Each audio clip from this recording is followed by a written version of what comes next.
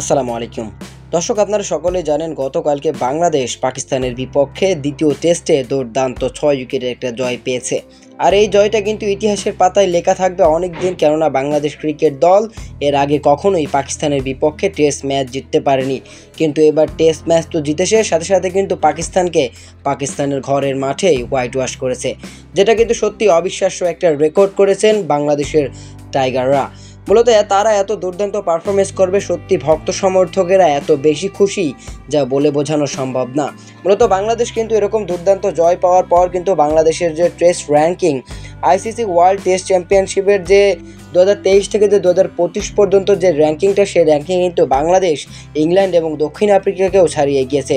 বাংলাদেশ এখন 4 নম্বরও চলে এসেছে, 6টি ম্যাচ খেলে 33 পয়েন্ট নিয়ে তারা কিন্তু 4 নম্বরে চলে এসেছে। 1 নম্বরে রয়েছে ইন্ডিয়া, 2 নম্বরে রয়েছে অস্ট্রেলিয়া, 3 নম্বরে রয়েছে নিউজিল্যান্ড এবং 4 নম্বরে রয়েছেন আমাদের বাংলাদেশ, যেখানে 5 এবং 6 ইংল্যান্ড এবং সাউথ আফ্রিকা রয়েছে। তাদেরকে পিছনে ফেলে বাংলাদেশ যে এত দ্রুত এত ভালোভাবে কামব্যাক করবে, এটা হয়তো বা কেউ কল্পনাও করেনি।